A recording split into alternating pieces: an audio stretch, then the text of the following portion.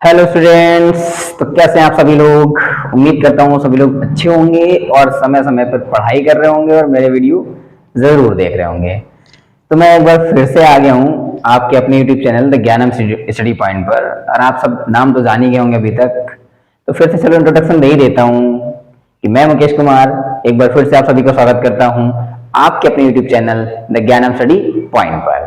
ठीक है, तो चैनल का नाम मत भूलना। और अगली बार से जब फ्रेंड मिले, रिलेटिव्स मिले या कोई रिलेटिव्स का बच्चा हो जो पढ़ रहा हो, उसको चैनल का सजेशन जरूर दीजिएगा और मेरे वीडियो देखने के लिए जरूर कहेंगे। ओके, तो आज का हमारा टॉपिक है इलेक्ट्रिक फ्लक्स। ठीक है, तो हम चलेंगे इलेक्ट्रिक फ्लक्स की तरफ। वेट अ मिनट, जब तक मैं लाइट ऑफ करके आया।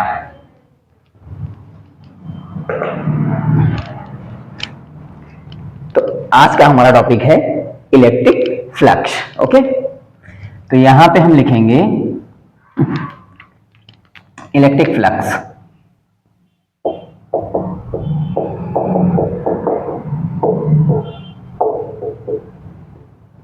इलेक्ट्रिक फ्लक्स यानी कि वैद्युत फ्लक्स। आप सबको ये बताने की जरूरत नहीं है कि ये टॉपिक कितना इंपॉर्टेंट है। ठीक है, तो पहले हम पढ़ेंगे वैद्युत फ्लक्स और हो सकता है कि आज की वीडियो में हम कवर कर ले जाके गॉस की प्रमेय। गॉस की प्रमेय यानी कि गॉसेस लॉ या थ्योरम, जो जिसको पता हो गॉसेस लॉ बोल रहे हैं, गॉसेस थ्योरम बोल रहे हैं, तो हम वो पढ़ेंगे इस वीडियो में आगे। तो हमारे पास जो वैद्युत फ्लक्स होता है वो होता है फाई से डिनोट करते हैं इसको भाई, और यहाँ पे ई लगा देंगे तो ये वैद्युत क्षेत्र को दर्शाता है, यानी कि वैद्युत फ्लक्स, इलेक्ट्रिक फ्लक्स। ओके, तो सबसे पहले स्टूडेंट्स इलेक्ट्रिक फ्लक्स समझने के लिए हमें जानना होगा एरिया वेक्टर। क्या जानना होगा भाई? Area vector. अब बोलेंगे सर ये क्या बीच में आ गया भाई, हम पढ़ रहे थे इलेक्ट्रिक फ्लक्स और कहाँ पहुंच रहे हैं एरिया वेक्टर। पहुंचना पड़ेगा क्योंकि ये समझने के लिए इसके बारे में पता करना बहुत जरूरी है। पहले इससे मिलना पड़ेगा, अदरवाइज ये ना बहुत आफत मचा देगा हमको। ठीक है, ये कहां से हो गया, ये कहां से हो गया, ये सारे क्वेश्चन ना उठे, इसके लिए हमें जानना पड़ेगा एरिया वेक्टर, जिसको हम बोलते हैं क्षेत्रफल वेक्टर। क्षेत्रफल वेक्टर। ओके, तो जो हमारे पास क्षेत्रफल वेक्टर होता है वो होता है वेक्टर ए। अभी भाई अभी तक तो हम लोग पढ़ रहे थे कि जो हमारे पास एरिया होता है यानी कि क्षेत्रफल होता है वो एक स्केलर क्वांटिटी होता है, यानी कि अदिश राशि होता है। लेकिन सर आप इसमें वेक्टर लगा रहे हैं, तो हाँ भाई अब हम लोग 12th में आ गए हैं, थोड़ा नया पढ़ते हैं भाई। तो नएपन में ये पता चलता है कि यार जो क्षेत्रफल होता है कहीं कहीं पर स्केलर भी लिया जाता है। अब स्केलर यानी कि सदिश राशि की तरह लिया जाता है। इसको समझने के लिए देखते हैं कि कैसे सदिश हो सकता है। ये हम एक्स अक्ष ले लें, ये इस तरफ वाई अक्ष ले लें और इस तरफ जेड एक्सिस ले लें। ठीक है, तो एक्स एक्सिस, वाई एक्सिस और जेड एक्सिस। थोड़ी देर के लिए मान लें कि यहां से 1 यूनिट की डिस्टेंस पर, यहां से भी 1 यूनिट की डिस्टेंस पर हमने क्या किया, एक पॉइंट बना लिया। ये पॉइंट ए है, ये पॉइंट बी है और ये पॉइंट सी है। इस पॉइंट का नाम ओ ले लेते हैं। ठीक है, तो ए बी सी ओ अगर देखा जाए ध्यान से तो यहां पे हमारे पास क्या बन गया बेटा, ये वर्ग बन गया। वर्ग बोले तो स्क्वायर बन गया। ठीक, अब हमें इसका एरिया निकालना है। ये जो हमने प्लेन बना दिया, एक समतल बना दिया जो कि वर्गाकार हो गया, इसका हमें एरिया फाइंड आउट करना है। तो इसका एरिया कैसे फाइंड आउट करते हो? एरिया मींस क्षेत्रफल कैसे निकालते हो? तो सबसे सीधी सी बात है कि सर ये आप छोटी छोटी बातें क्या पूछ रहे हैं। तो एरिया जो होता है हमारे पास वो होता है साइड इंटू साइड, वो भी किसका, एरिया ऑफ स्क्वायर। यानी कि अगर वर्गाकार कोई आकृति है उसका हमें एरिया निकालना, तो साइड इंटू साइड। तो बोल देंगे सर ये साइड आपने 1 यूनिट बोली थी, यानी कि ये ए बोल रहे हैं या 1 यूनिट बोल रहे हैं, कुछ भी बोल रहे हैं। तो ये साइड हमने ले ली ए, इंटू में ले ली हमने ये वाली साइड ए, तो ये हो गया ए स्क्वायर। लो सर आ गया एरिया। लेकिन लेकिन लेकिन एक ट्विस्ट है यहाँ पे कि अगर हम यहाँ पे साइड इंटू साइड करें, ठीक है, तो ये देखो भाई ये साइड क्या है, ए बी है। ठीक, थोड़ा इस तरफ देखते हैं, ये साइड हमारे पास क्या है, ए बी, ये वाली है ए बी। हम इस डायरेक्शन पे जा रहे हैं ना, तो हम यहाँ पे डायरेक्शन भी दिखा देंगे कि हम ए बी की डायरेक्शन में चल रहे हैं, तो ये वेक्टर लगा दिया क्रॉस फिर यहाँ पे किस डायरेक्शन पे आ रहे हैं, बीसी की डायरेक्शन पे आ रहे हैं, तो भाई हमने बीसी की डायरेक्शन दिखा दी कि सर हम बीसी की डायरेक्शन में चल रहे हैं। तो ये ए भी कितना है, ए, और बीसी भी कितना है, ए। लेकिन जैसे ही हम यहाँ पे क्रॉस मल्टीपल करते हैं, क्रॉस प्रोडक्ट करते हैं, तो यहाँ पे हमें क्या लेना पड़ता है, साइन थीटा लेना पड़ता है। अगर देखा जाए तो ये स्क्वायर में इस जगह कितना एंगल बन रहा है, 90 डिग्री का। इट मींस अब यहाँ पे हमें लिखना पड़ेगा ए क्रॉस ए इंटू में साइन 90।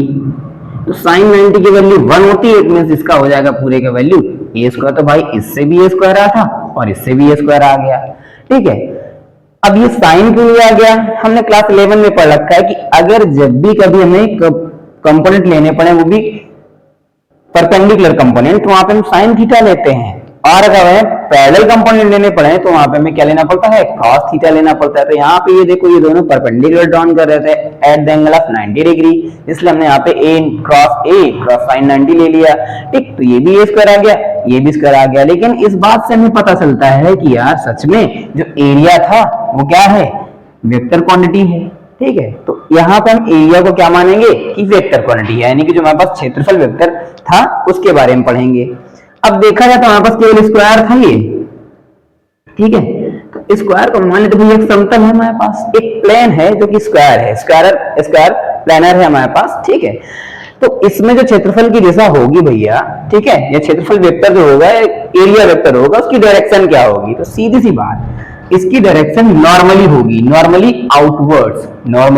आउटवर्ड्स, यानी कि व्यूअर जिस दिशा से देख रहा होगा, व्यूअर की डायरेक्शन जो होगी देखने की नॉर्मली आउटवर्ड। जैसे मान लीजिए मेरी हथेली है, ठीक है, ये, ठीक है, अब ये मैंने मान लिया कि मेरा एक प्लेन है, एक तल है, एक समतल है, तो इसमें हमारे क्षेत्रफल वेक्टर क्या होगा, क्षेत्रफल वेक्टर की दिशा क्या होगी, तो जो भैया एरिया वेक्टर होगा वो परपेंडिकुलर ड्रॉन करता है टुवर्ड्स नॉर्मली। तो यहाँ पे हमें नॉर्मली आउटवर्ड्स लेना है। तो ये देखो डायरेक्शन, अगर आप यहाँ से देख रहे हैं तो नॉर्मली आउटवर्ड्स, तो ये जो एरिया वेक्टर इसकी डायरेक्शन कहाँ पे होगी, बाहर की तरफ। अगर मैं इसको ऐसे कर दूं तो एरिया वेक्टर की डायरेक्शन कहाँ पे होगी, बाहर की तरफ, ठीक है। अगर कोई इस साइड से देख रहा है तो एरिया वेक्टर की डायरेक्शन कहाँ पे होगी, बाहर की तरफ होगी। तो अगर कोई प्लेन है, अगर कोई हमारे पास प्लेन यानी कि समतल है, तो उसमें जो एरिया वेक्टर की डायरेक्शन होगी, यानी कि जो वेक्टर होगा वो कहाँ पे होगा बेटा, त्रिज्यता बाहर की ओर दिष्ट होगा, रेडियली आउटवर्ड्स होगा, यानी कि नॉर्मली परपेंडिकुलर होगा उसके, ठीक है।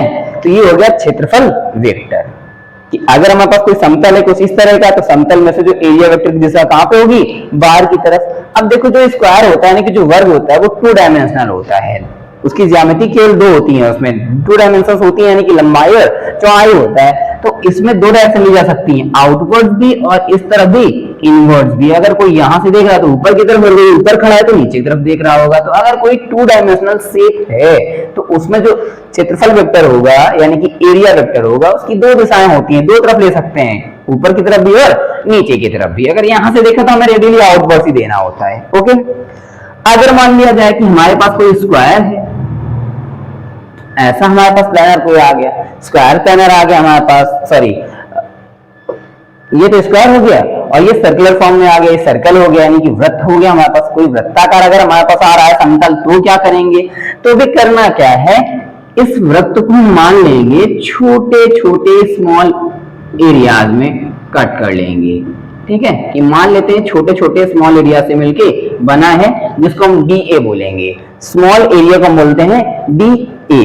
तो भैया मैंने अभी बोला कि अगर हम यहाँ पे बात करें कि एरिया वेक्टर की डायरेक्शन क्या होगी, तो अभी बताया गया ना कि आउटवर्ड है। तो यहाँ पे क्या हो जाएगा भाई, एरिया वेक्टर की डायरेक्शन इस तरफ होगी, अगर इस पे लेना है तो यहाँ पे हो जाएगी, यहाँ पे लेना तो ऐसे हो जाएगी, इधर की बात करेंगे तो यहाँ पे हो जाएगी। एरिया वेक्टर की डायरेक्शन हमेशा कहाँ पे होगी, बाहर की तरफ, क्योंकि यहाँ पे हमने स्मॉल एरिया सेगमेंट लिया था, इसलिए यहाँ पे हमने डी लगा लिया है, और कोई बात नहीं है, ठीक।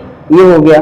अगर हमारे पास कोई सिलिंड्रिकल शेप में कोई तल दिया है, समतल दिया, कोई प्लेन दिया है, तो क्या करेंगे भाई, ठीक है। ये देखो हमारे पास ये जो ऊपर की एरिया है, यानी कि यहाँ पे क्या बन रहा है, वृत्त बन रहा है, ठीक है। तो ये जो एंड है इसके 2 वृत्त हैं, तो यहाँ पे अभी बताया कि अगर इस पॉइंट पे लेना है तो ऐसे हो जाएगा इसका, ओके। यहाँ पे लेना है तो भी इसकी एरिया वेक्टर डायरेक्शन कहाँ पे हो जाएगी, नीचे की तरफ हो जाएगी। लेकिन ये जो कर्व सरफेस होता है, जैसे मान लीजिए सिलेंडर के फॉर्म में है, तो ऊपर एक वृत्त बन रहा है, नीचे भी एक वृत्त बन रहा है, तो इसमें जो एरिया वेक्टर वो नीचे की तरफ होगा, लेकिन ये कर्व सरफेस है, घुमा हुआ सरफेस है, इसके लिए इसकी डायरेक्शन कहां पे होगी, क्षेत्रफल की दिशा कहां पे होगी, बाहर की होगी, यानी कि इस डायरेक्शन में होगा ये। ओके, यहाँ पे क्षेत्रफल वेक्टर ये होगा। अब बात करते हैं अगर यहाँ पे हम सिलेंडर की, ठीक, तो सिलेंडर हमारा होता है 3 डायमेंशनल में, तो 3 डायमेंशनल में केवल और केवल क्षेत्रफल वेक्टर की एक ही दिशा होती है, वो सिर्फ बाहर की तरफ। अगर 2D है, ठीक है, जैसे हमारे पास यहाँ पे ये वर्ग हो गया था और ये वृत्त हो गया, तो इनमें बाहर और अंदर की तरफ दोनों तरफ मान सकते हैं, लेकिन अब लंबवत मानना पड़ेगा हमको। ठीक, अगर यहाँ पे कोई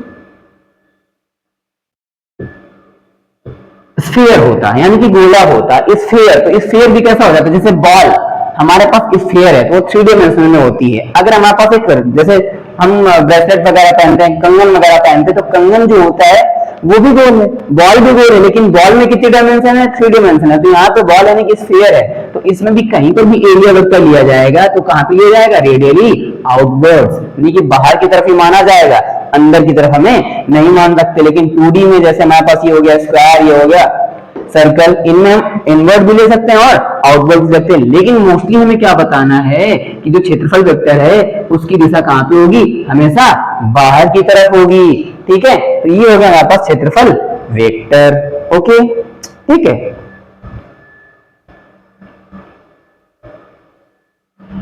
अब वापस आते हैं अपने पास। जब क्षेत्रफल वेक्टर समझ लिया, तो क्षेत्रफल वेक्टर में अभी हमें क्या पढ़ना है कि जो क्षेत्रफल वेक्टर है वो कैसी क्वांटिटी है, वो हमारे पास अभी वेक्टर क्वांटिटी मान के चलते हैं, अभी है स्केलर क्वांटिटी, लेकिन अभी हमें क्या करना है कि वो वेक्टर क्वांटिटी, अभी मैंने समझा दिया पूरा कॉन्सेप्ट। और किसी भी प्लेन में, किसी भी समतल में अगर क्षेत्रफल वेक्टर की दिशा बतानी तो कहां पे होती है, आउटवर्ड्स, बाहर की तरफ होती है, नॉर्मली आउटवर्ड्स। ठीक है, अलग अलग शेप है, एक ये शेप, ये शेप और ये शेप मैंने सब में बता दी कि हमेशा डायरेक्शन कहां पे होगी, इसकी बाहर की तरफ होगी। सिर्फ इतना सा टॉपिक था और कुछ नहीं है। ठीक है, ये तो बस टाइम पास करा था तुम लोगों साथ में कि देख लो भाई वीडियो थोड़ी लंबी हो जाएगी, आप लोग देखेंगे, वॉच टाइम बढ़ेगा, इसलिए था, मजाक नहीं कर रहा हूं, ध्यान से समझना है। ओके, अब चलते हैं अपने इलेक्ट्रिक फ्लक्स की तरफ। अगर एरिया वेक्टर समझ लिया गया है तो अब बात करेंगे हम लोग वैद्युत फ्लक्स, यानी कि इलेक्ट्रिक फ्लक्स की बात करेंगे।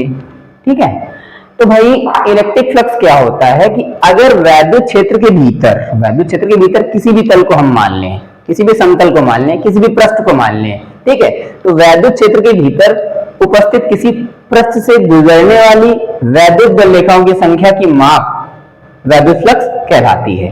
बात क्या बता रहा हूं मैं, मेन चीज इसमें क्या कि जो वैद्युत फ्लक्स होता है, वैद्युत बल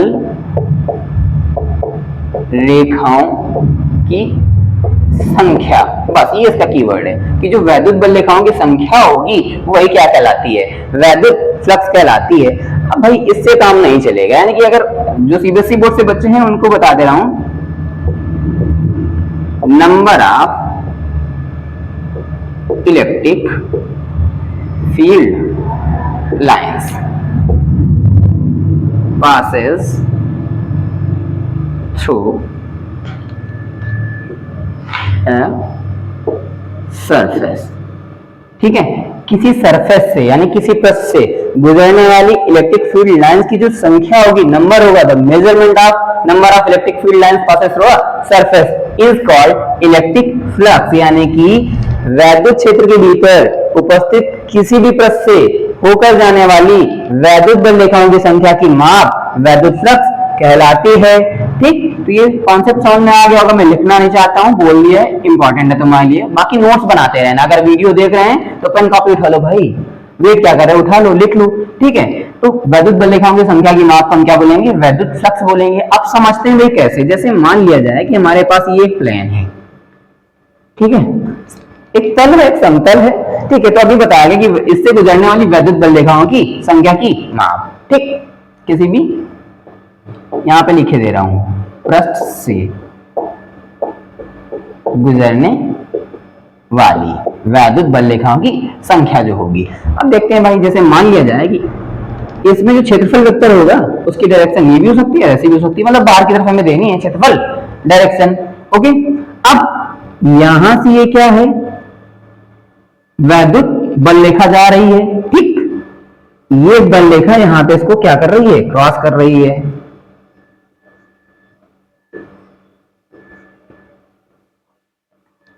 अब देखो भाई कि यहां से इस सरफेस से, इस पृष्ठ से कितनी वैद्युत बल रेखाएं गुजर रही हैं? 1 2 3। तो अभी क्या बताया गया? Number of electric field lines passes through a surface. तो इस पृष्ठ का जो वैद्युत फ्लक्स होगा, इलेक्ट्रिक फ्लक्स होगा, यानी कि फाई ई, वो क्या होगा? तो फाई ई क्या होगा ब्रो? केवल 3 होगा। क्या होगा? 3। अगर मान लो एक यही पृष्ठ हम ले लें,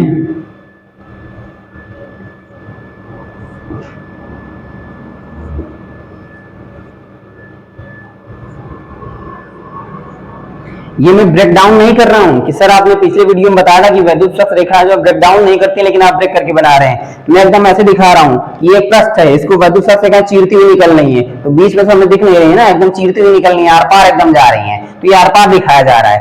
ठीक है, आप बताओ ब्रदर, अब यहाँ पे क्या है कि वैद्युत बल रेखा कितनी से क्रॉस होके जा रही है, आर पार कितनी जा रही है इसकी? 1 2 3 4 और 5। तो इसका जो फाई ई होगा वो कितना होगा? 5 होगा। अभी मैं यहाँ पे यूनिट की बात नहीं कर रहा हूँ, यूनिट अभी बताऊंगा। ठीक है, तो इससे 3 और इससे 5।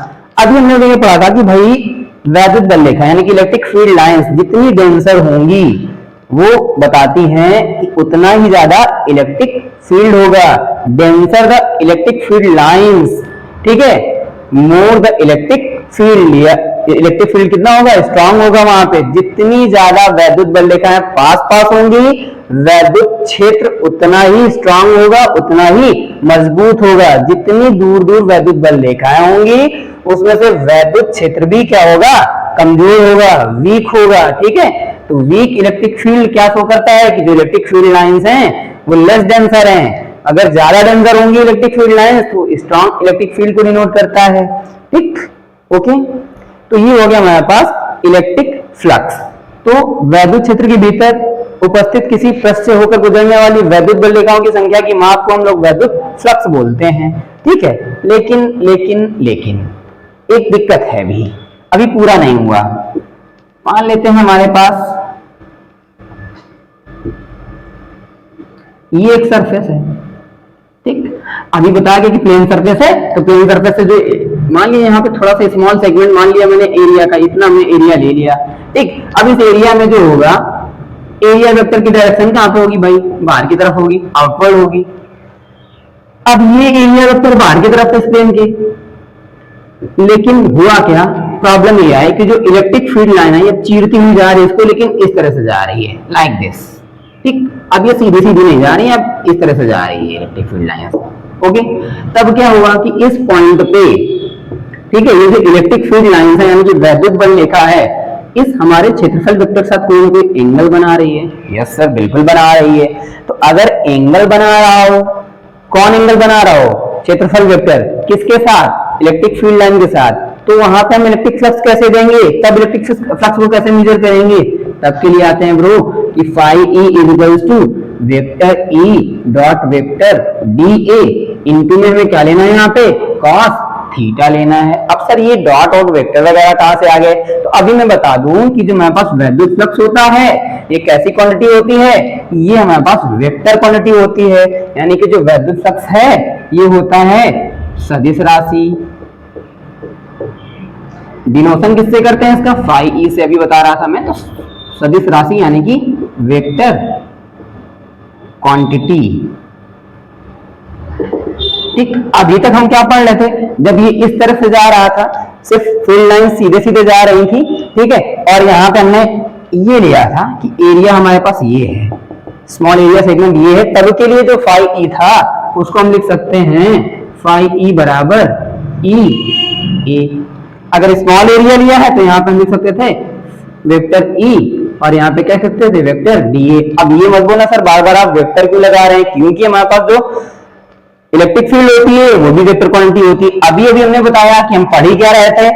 क्षेत्रफल वेक्टर यानी कि एरिया वेक्टर। इसलिए जो फाई ई का मेजरमेंट दिया जाएगा इलेक्ट्रिक फील्ड और डीए के प्रोडक्ट से दिया जाएगा। लेकिन कंडीशन कभी आए कि अगर हमारे पास फील्ड लाइंस क्या करें कि डीए से कोई एंगल बना के जाएं, तब क्या लेना है? तब लेना है E D A cos theta. ठीक है, लाइक दिस, इस तरह से। ओके, अब ये देखो हमारे पास डॉट प्रोडक्ट है, क्रॉस प्रोडक्ट नहीं है। तो डॉट प्रोडक्ट के लिए हमेशा क्या लिया जाता है? कॉस थीटा लिया जाता है। तो तो ये हो गया phi E is equal to EDA cos theta और ये हो गया phi is equal to EDA. ये दोनों आ गए हमारे पास इलेक्ट्रिक फ्लक्स। इलेक्ट्रिक फ्लक्स कब का है? जब एकदम सीधी सीधी लाइन जा रही थी, कोई एंगल ही नहीं बन रहा था क्षेत्रफल वेक्टर के बीच में और हमारे पास जो एरिया वेक्टर था उनके बीच में कोई एंगल नहीं था, तो phi is equal to EDA. और जब एंगल बना के जाने लगे तो phi is equal to EDA cos theta. Okay, ठीक है। तो उम्मीद करता हूं कि अभी तुम्हें ये एरिया वेक्टर और विद्युत फ्लक्स समझ में आ गया होगा। तो आज के वीडियो में यही तक रखते हैं, हम नेक्स्ट वीडियो में पढ़ेंगे गॉस की प्रमेय। तो अगर ये टॉपिक समझ में आया हो तो भैया अपने दोस्तों के साथ भी शेयर कर देना, उनका भी थोड़ा भला हो जाएगा, थोड़ा मेरा भी भला हो जाएगा। तो वीडियो देखने के लिए बहुत बहुत थैंक यू। मिलते हैं नेक्स्ट वीडियो में और टॉपिक का नाम रहेगा गॉस की प्रमेय। तो गॉस की प्रमेय पढ़ेंगे, गॉस थ्योरम पढ़ेंगे एंड उसका प्रूफ पढ़ेंगे, उत्पत्ति पढ़ेंगे कि कैसे आया था, डिराइव करेंगे उसको कि कैसे आया था। तो थैंक यू।